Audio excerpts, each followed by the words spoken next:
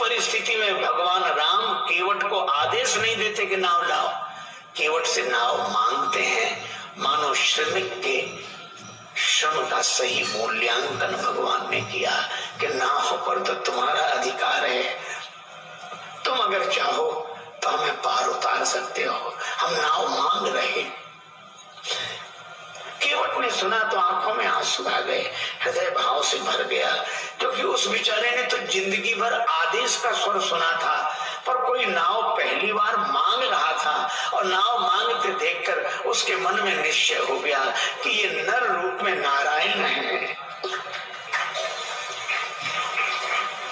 जो श्रमिक के श्रम का इतना सही मूल्यांकन कर सके वे तो भगवान ही हो सकते हैं। कहा तुम्हारा मरम मैं जान गया।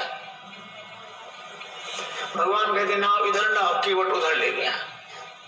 भगवान ने कहा इधर ले आओ, नहीं लाऊंगा, मैं जानता हूं आपके बारे में अच्छी तरह। अब भगवान को तो हंसी लगी, लक्ष्मण जी को बड़ा बुरा लगा। श्री जानकी जी भी चुप। अच्छा बोलो, राम जी की जगह दूसरा कोई होता तो बड़ा दुखी होता कि आज ऐसे दिन भी आ गए, केवट नाव नहीं ला रहा है। दूसरा कोई होता तो ये सोचता कोई बात नहीं, दिन खराब है, समय की बात है, अच्छे दिन आने दो, सबसे पहले तुम्ही को देखेंगे। पर भगवान हंस रहे, भी हंसे करुणा है। गम को सहने में भी कुदरत ने मजा रखा है। एक कवि ने कहा कि दिल दे तो इस मिजाज का परवरदिगार दे, जो रंज की भी घड़ियां खुशी से गुजार दे। भगवान मुस्कुरा रहे हैं, केवट नाव के लिए मना कर रहा। एक महात्मा से किसी ने कहा कि हम बहुत परेशान रहते हैं और परेशानी से मुक्त होने का उपाय बताओ। महात्मा बोले शान से परे हो जाओ, परेशान रहोगे ही नहीं। ये परेशान तो शान ही किए, हमें मना कर दिया, हमको हमको हमको, और हमारे लिए हम ही परेशान किए। भगवान मुस्कुरा रहे हैं। और केवट क्या कर, हम आपके बारे में अच्छी तरह जानते हैं। ये जानना तो वैसे हुआ, एक अध्यापक ने अपने विद्यार्थी से कहा कि तुम्हारे पिताजी 5,000 रुपए हमसे उधार लें 3 रुपए प्रति सैकड़ा ब्याज की दर से, तो 6 महीने बाद कितना लौटाएंगे, हिसाब लगाकर बताओ। तो विद्यार्थी बोले सर 1 नया पैसा नहीं। तो अध्यापक ने कान पकड़ के तमाचा लगाया, बोले क्यों रे, तो हिसाब नहीं जानता, गणित नहीं जानता? विद्यार्थी बोला सर मैं तो हिसाब गणित जानता हूँ, पर आप मेरे बाप को नहीं जानते, उसने जिसका लिया है दिया है आज तक, जो आपका ही देगा। अब कोई ऐसे कहे कि हम आपके बारे में अच्छी तरह जानते हैं, तो यही लगे कि ऐसा क्या हुआ जो ये जानता है। पर राम जी मुस्कुरा रहे बेहद से, और श्री लक्ष्मण जी जानकी जी की ओर देखकर मुस्कुराते कि तुम भी मुस्कुराओ, काहे को ऐसे उदास क्यों हो। भगवान ने लक्ष्मण जी से कहा कि लक्ष्मण ऐसा विचित्र भक्त देखा जिसे मैं बुलाऊं और ना आवे। लक्ष्मण जी तो मौके की तलाश में थे, खींच रहे थे। लक्ष्मण जी ने कहा कि प्रभु आपके जितने भक्त होते सब ऐसे ही होते, जो आपका कहना न माने वही आपके भक्त। भगवान ने कहा यही विचित्र भक्त है, दूसरा कौन? का दूसरे सुमंत जी। सुमंत जी रथ में बैठे, ये नाव में बैठा। सुमंत जी को भेजते हो कि अयोध्या जाओ, और केवट को बुलाते हो कि नाव लेकर आओ। तो जिसे भेजते हो वो जाता नहीं है, जिसे बुलाते हो वो आता नहीं है। न ये कहना माने न वो कहना माने। और लक्ष्मण जी के इस व्यंग पर जानकी माता भी मुस्कुराई, राम जी को भी हंसी आई। पर राम जी ने कहा लक्ष्मण किसी दुकानदार का सगुन सवेरे सवेरे बिगड़ जाए, उधार मांगने वाला आ जाए, तो बेचारा क्या सोचता है कि कहां से कहां तुम सवेरे सवेरे आ गए, अब दिन भर उधारी का ही सामना करना पड़ेगा, सगुन बिगड़ गया। तो भगवान श्री राम जी ने कहा कि लक्ष्मण इसी तरह मेरी यात्रा का सगुन बिगड़ गया। जब मैं चला तो वनवास केवल मेरे लिए हुआ था। 14 वर्ष राम वनवासी। लक्ष्मण तुम्हारा भी वनवास नहीं था, श्री सीता जी का भी वनवास नहीं था, तो मैंने तुम दोनों को मना किया कि नहीं कि हमारे साथ वन मत चलो? दोनों बोले हाँ किया तो था। राम जी बोले तो फिर आप दोनों ने हमारा कहना माना? दोनों बोले नहीं माना। राम जी बोले हम तभी समझ गए थे कि जब यात्रा के शुरू में ये हाल है, जब अपने घर के ही लोग कहना नहीं मान रहे तो आगे जितने मिलेंगे सब ऐसे ही मिलेंगे।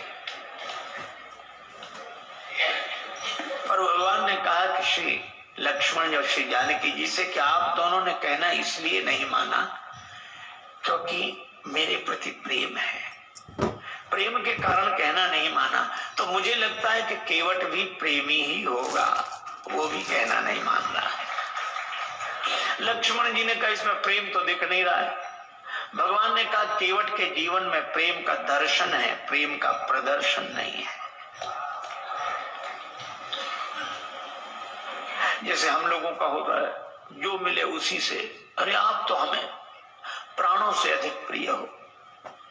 सच कह रहे हैं, प्राणों से अधिक प्रिय। और एक से नहीं कहेंगे, दूसरे से कहेंगे थोड़ी देर बाद फिर, अरे भैया प्राणों से ज्यादा प्रिय हो। दिन में 10-20 से कह देते प्राणों से अधिक प्रिय हो। ये तो भगवान की बड़ी कृपा है कि प्राण ये सुनकर नाराज नहीं होते। नहीं कहीं प्राण नाराज हो जाए कि हमसे ज्यादा प्रिय है तो इन्हीं को रखो, अब हम जा रहे हैं। कोई नहीं कहेगा। केवट के जीवन में प्रेम का दर्शन है। लक्ष्मण जी ने कहा महाराज इसका प्रेम तो आप ही समझो।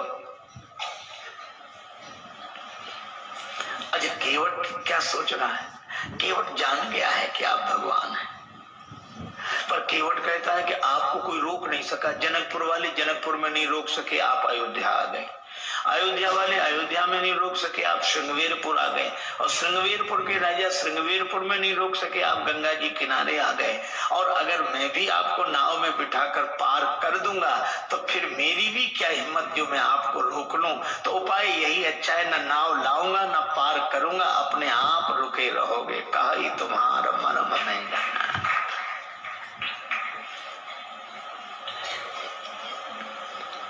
भगवान से कहता है कि प्रभु आज आपके चरण कमलों की रज में ऐसा जादू है, मनुष्य बना देने की शक्ति है। शिला को चरण छुला दिया, नारी बन गई। भगवान ने कहा तो शिला तो पत्थर की होती, तुम्हारी नाव कोई पत्थर की है? केवट बोला वाह महाराज, शिला तो देर में बनी होगी, ये तो लकड़ी तो पत्थर से कोमल होती है। पाहन ते बन बाहन काट को कोमल है, जल खा ही रहा है। ये तो और जल्दी बनेगी। पानी में पड़ी हुई लकड़ी और कोमल होगी। भगवान ने कहा क्या उपाय क्या है, क्या चाहते हो? केवट बोला हम क्या चाहते हैं, आप पार जाना चाहते हो कि नहीं? भगवान बोले हमें तो जाना ही। तो फिर ये कहो आप चाहते हो पार जाना? हाँ तो जो प्रभु पार अवश्य गा चाहो, मोहि पद पदुम पखारन कहा, अपने चरण कमल धोने के लिए कहो। भगवान ने कहा कि वैसे काम नहीं बनेगा। केवट बोले कैसे बनेगा?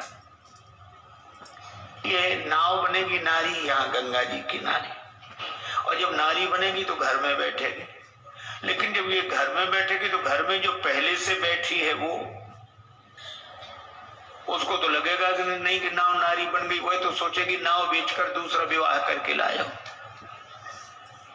अब महाराज घरनी घर क्यों समझाई हो जो, उसको मैं कैसे समझाऊंगा?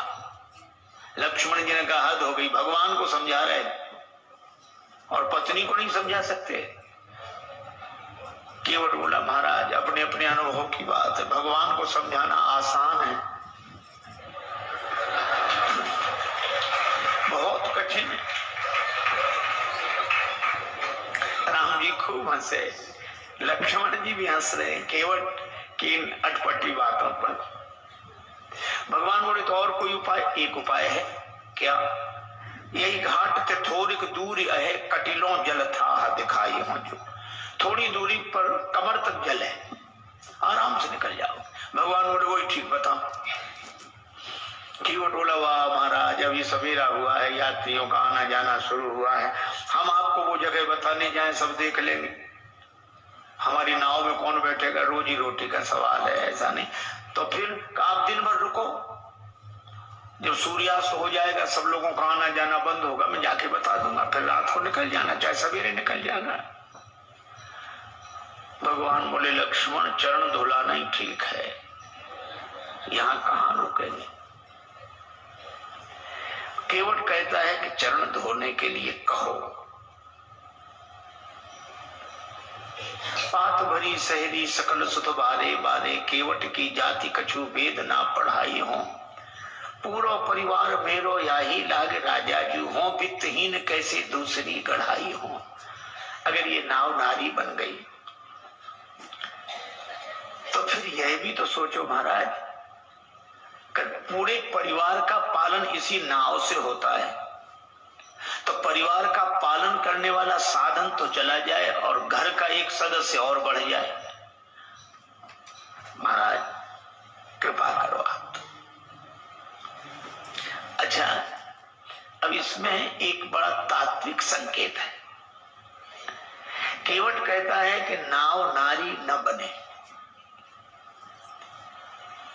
हम लोग भी व्यवहार का काम करते हैं, दुकान चलाते हैं, व्यापार करते हैं, पैसा लेते हैं, देते हैं। श्री तुलसीदास जी कहते हैं सब करो, कोई बात नहीं। केवट भी यही करता है, धंधा करता है, यात्रियों को बिठाता है, उस पार ले जाता है, पैसा लेता है। लेकिन इस केवट की सबसे बड़ी विशेषता एक है कि यह नाव तो चलाता है, लेकिन नाव गंगा जी में चलाता है। और गंगा जी क्या है? का राम भक्ति जहाँ सुरसरी धारा। इसी तरह हम दुकान व्यापार आदि सब करें, लेकिन भक्ति की भाव धारा से जुड़कर करें। यही केवट प्रसंग का संकेत है। भगवान ने कहा अगर तुम्हारी नाव नारी बन गई तो पार करने वाली खुद पार हो जाएगी, जड़त्व से मुक्त हो जाएगी। केवट बोला सो तो ठीक है, लेकिन नाव नारी बनेगी तो घर में बैठेगी, और इसका अर्थ कि मेरी बुद्धि अगर चैतन्य हो गई तो आत्मन्यो आत्मना तुष्टा के भाव से घर में बैठेगी, तो भक्ति की गंगा जी तो छूट जाएंगी। प्रभु मैं ऐसी मुक्ति नहीं चाहता जो भक्ति की गंगा जी से दूर कर दे। वह नहीं बंधन की जो अज्ञानता से बांध ले मन, और फिर सहसा कभी भी टूट सकता हो अकारण। मुक्ति छू पाए न जिसको मैं उसे बंधन कहूंगा, जो मरण को जन्म समझे मैं उसे जीवन कहूंगा। महाराज मुझे मुक्ति नहीं चाहिए, और आपके चरणों की रज मुक्त कर देने वाली है, तो इस मुक्त कर देने वाली धूल को ही धो डालूंगा। काहे से धोगे? गंगा जल से। और कितना बढ़िया संकेत है कि इस मुक्त करने वाली रज अर्थात रजोगुण जन्य कामना को भक्ति के भाव जल से धो डालूंगा। मुक्ति नहीं चाहिए, सगुण उपासक मोक्ष न लें। भगवान ने कहा तो फिर धो लो चरण, क्या दिक्कत है? केवट बोला ऐसे नहीं धोऊंगा, कहोगे तब धोऊंगा। मोहि पद पदुम पखारन कहो। श्री राम जी ने कहा काहे को इतनी जिद कर रहे हो? अरे बहुत लोगों ने हमारे चरण हमसे बिना पूछे धो लिया, हमने मना थोड़े ही किया। तुम भी धोगे तो मना थोड़े ही करेंगे, पर कहलाते क्यों हो? और फिर हम तो संकोच होता, हम कैसे कहें कि हमारे चरण धो लो? अरे किसी श्रद्धे के प्रति किसी की श्रद्धा है तो चरण छू ले, पर ऐसा कौन श्रद्धेय होगा जो अपने चरण फैला कह के चलो छुओ? ऐसा तो वही कह सकता है जिसका शर्म से कोई संबंध ना हो। अब भगवान कैसे कह देंगे हमारे चरण धो?